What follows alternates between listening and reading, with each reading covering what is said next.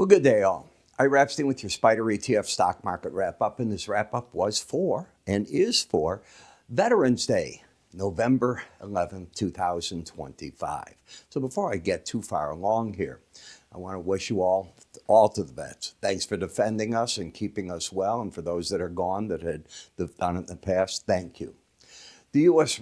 House of Representatives hopes to vote as early as tomorrow afternoon to reopen the government. I think a big question is, will they be able to get all the House members in place? It's not 100 members. It's a lot more people come from all over. I think they've been out of session, 53 or 59 days. It's been a long time. You have all these Fed members speaking tomorrow, starting early in the morning, right on through the day. Today was Analyst Day for AMD, and the company ended up on its butt as they were talking about it. And the reason had to do is they were talking about revenue growth and how they were going to do, and they weren't breaking out profit margins and the like. That all came later after the markets closed. And they expect their operating margin to go from 24% this year to more than 35% over the next 3 to 5 years. That's a big jump.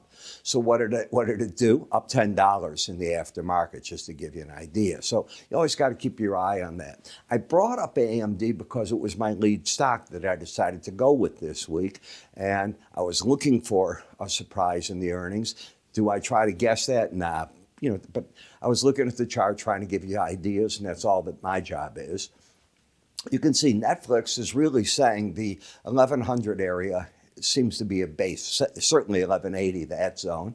Amazon barely up, but was up today. Most of the markets came up a little bit. You made back money in restoration hardware. You saw some gains come up in Home Depot. Google saw another little bit of a rally that is taking place there. Interesting how Google works.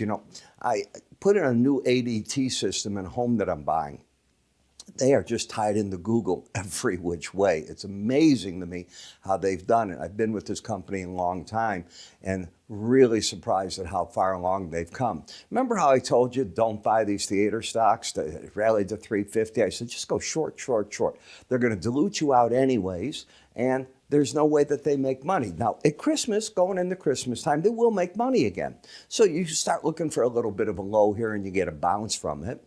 Boeing did better than I thought. Remember, we haven't gotten any news yet on that MD plane. Why did that engine fall off? Can the other planes fly? Now, I'm waiting to see all that. I think Uber is making a statement that under 90, it's a bit too cheap right here. That seems to be what it's saying.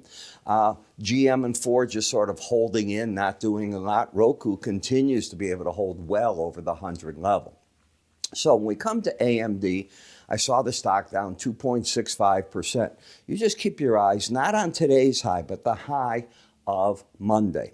If that's taken out, I don't see why the market can't make a challenge to the highs, the most recent highs that the market has had. And what that would do is, if that happens when the market's open in regular sessions, if that happens, it could set up higher lows, higher highs, putting the market back over the 18-day average, setting up a challenge of the upper Bollinger Band. And that's where no matter how the stock reacts to what the CEO said, it might have been the chief financial officer, was one of the two. I forgot. I read the report. I got confused. But it's Who is the last name. I think it's H-U. Regardless, I'm looking for the market to challenge that if it can make those type of moves. And your momentum, which had come down, it's not oversold. It can swing either way in the market. We then look at Reddit, which has come back over for the first time yesterday, the 100-day average and the 18, and it held on nicely. Now, it still has a pattern of a higher high and a lower low, which doesn't get me all excited one way or the other in the chart. Dutch Brothers, if it can rally more, remember the Bollinger Band, that and the 100-day average should be the first resistance areas. There's no trend at work right now. You have a higher high and a lower low pattern. Roku, that big break from this one-day spike, I was looking for support at the 18-day average of closes. You got it. You need a better pattern than this, in my opinion, to want to buy into the stock right here. Netflix, I think your bottom is in place right through here. If you take that out, I'm obviously wrong in what I'm saying. You got to have a spot where you call it a day. But barring that, I think that you're going to see the buying coming in against this now. Whole zone right in here. let's call it the 1100, 1125 area, looking to see if you can get back up towards the 100-day average. That's what I'm expecting. Doesn't mean I'm going to be right. In Uber, to me, the key is to get over Monday's high, close over the 18-day average, and I don't see why you can't make an eventual run back up here. That's what I'd expect to see. Tesla, ever since the pay package happened and everybody bought in because of it, the stock has gone literally nowhere. I can't call it up or down. I can call the trend down. If you take out Monday's highs, then I think you get a reversal of that, maybe back to that upper band. You took off today in Joby. I've been talking about Joby forever. As you know, I think that the market's made a bottom against the 100-day average in here. Has there been a technical, hey, go in there and buy it? No, there has not been. So you didn't miss anything if you're a technician, but I'm watching how the chart's working. I do look at fundamentals. I like to be on cutting edge things. I think electric airplanes, short hauls have a major future. So do you buy them or Archer? I don't care, but I think you got a toe in. In XLF, higher lows, higher highs, and we'll notice where you stopped today. So the financial services came alive. It's interesting because you didn't come alive today in the video, which saw a hit. Why did that happen? Well, because, SoftBank sold off all their shares. They're out of that market now with them. And I guess they're rolling into OpenAI. It doesn't matter. They made a fortune. Fortune on the video. Who knows where the top is, and that they see a better opportunity in their mind somewhere else. They're not always right. Higher high, lower low. And by the way, that's XLI, the industrial. It's not quite ready to go. Look at how the energy's taken off. It's over the Bollinger Band. It's overbought, but all the energies came alive. Now, this cold weather that we had in Chicago, it has moved down south. It is moving east at the same time. So you're getting that first blast of real winter weather. That'll go away, but you've got to pay attention. Gold is back up and holding now the 18-day average of closes. It's also used a lot of its power, here, I'm pointing the wrong place. At 70, over a 70 reading right here, you're overbought. That doesn't mean you can't go higher, but the way that I teach trading, it's not a spot you add new money. That doesn't mean I'm bearish. I am not.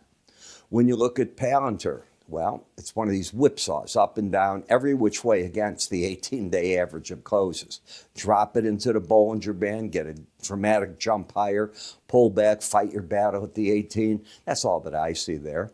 Microsoft, I'm surprised it just can't come alive. Every one of its centers should be making pretty good money. They're in every part of this game. Yet, you're not doing anything here. You're very oversold. You've come down. You held the Bollinger Band. The first resistance, in theory, should be the 100-day average on the way back up, then the 18. But I don't see any reason to be in it. BND, TLT, both had rallies today. Once the government reopens and the Fed gets data, let me say it the right word, gets data. What will they do with the data? And that's the problem before the end of the year. How much data? How new will the data be? Many questions. I think that's very risky to trade it one way or the other. And the dollar suddenly has a pattern, lower high, lower low. It might be wanting to head to the 18-day average to figure out what things to do. Well, FXC went back up to the 18-day average, so you flip-flopped the trends. You went just like that. You're back into an uptrend in the FXC, a downtrend, a short-term one in the dollar. Are they both sustainable is the real question. I don't think you have enough information to know just yet. But I'll help you get that in the mornings if you join me in the videos. I put out my Spider ETF stock video. I record, is the right way to say it, at pretty much 9 sharply.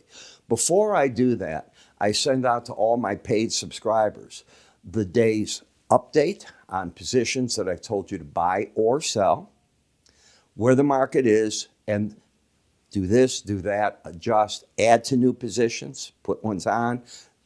Don't have if something didn't get filled, you won't see it there. If it gets filled, I keep up with it from beginning to end. This is not about a track record. It's about a per trade. I'm saying to buy here, I'm following through, and that's the end. I manage no one's money. I don't want to manage yours or anyone else's. This is just what I'm seeing, and I base it all on what you get to see in the combo packages here. So you can either get it independent, just take the SPDR ETF package. You can combine it with the futures, any which way you go. Go to iraepstein.com research. Everything you need is right there. It's pretty well explained. I'm Ira. You have yourself a great evening. I'll catch up with one and all first thing in the other videos tonight, and of course in the morning video. I hope I can put one out tomorrow. I know already Thursday I'm out of action. Got other things that I'm doing on that particular day. You have a good one.